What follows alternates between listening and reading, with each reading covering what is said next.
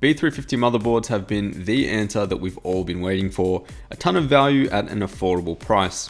While X370 may be out of reach for most of you trying to meet a certain budget on your PC build, and let's be honest, most of us don't need those extra features on X370 anyway, B350 motherboards are the perfect option and get you 99% of the way there.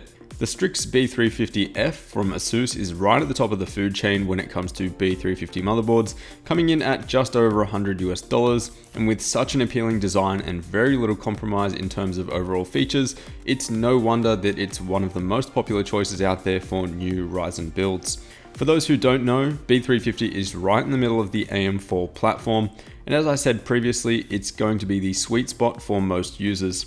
A320 is a lot cheaper, but you're going to be losing a ton of performance from the lack of overclocking, and X370 may be a little bit overkill for some of you. In true Strix nature, we're presented with an elegant design, aggressive heatsinks, and some aura-synced RGB on the lower heatsink as well. The PCI Express slots here are both running at 3.0x16, which is pretty rare to see on B350 boards. Now, multi-GPU configurations are dying out and becoming less effective as support and optimization becomes quite scarce. However, we do have support for up to 3-way crossfire configuration if that's something that you guys are into, although I don't particularly recommend it. The 3.0x16 brackets are reinforced, which is always a nice touch, and it's the small details like this that in my opinion give this board an edge over the competition. Now let's talk about RAM speeds and compatibility, because this really is Ryzen's Achilles heel as we've come to know. This board supports up to 64GB across all 4 DIMM slots with speeds up to 3200 MHz. Now of course claims are one thing, but let's take a look at the qualified vendors list for memory and get a closer look at what we're working with here. Now, I've received a handful of messages from you guys asking me my thoughts on your new Ryzen builds, and specifically asking about RAM and motherboard choices, and my answer is always the same. Check the QVL list and go from there. It's absolutely imperative that you guys check this list before making any purchasing decisions, because trust me, the last thing that you want when you finished your new Ryzen build is your RAM running at 2133 MHz. I've been there and it's extremely frustrating and disappointing. Anyway, the Strix B350 supports up to 3200 MHz for a few high-speed RAM options here, although they won't be cheap by any means. And there's also plenty of options from Corsair, G.Skill and Kingston running at 2666 and 2933 MHz as well.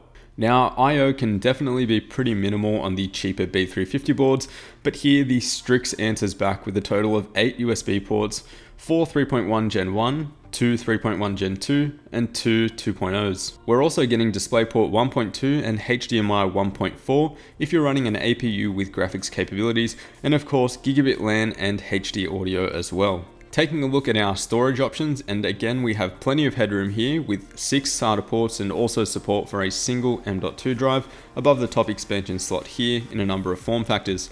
And this location is very appreciated, as typically we see the M.2 slots below the top expansion slot where the main GPU is, and this does cause it to get a little bit hotter than it needs to. The SATA ports are also accessible at a right angle of the motherboard, which makes cable management a lot cleaner. Fan headers are pretty standard. We've got 3 case fan headers and 2 for the CPU fans, and of course you can always use a fan splitter depending on your desired configuration.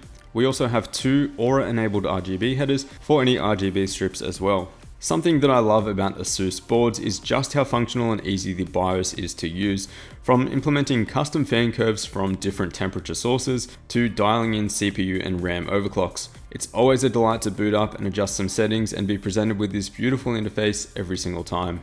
And so I'm using the B350 Strix board from Asus in my main Ryzen test system, which will be used for all Ryzen testing in the future. The neutral color scheme suits the S340 Elite case very well, and having a B350 board which wasn't restricted in terms of external USB 3.1 ports or limited to only a few SATA ports is very important to me for benchmarking and convenience purposes.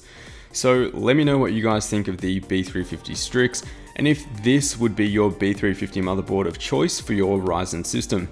As always, the links will be down in the description if you want to check them out. Thanks so much for watching guys, and I'll see you all in the next one.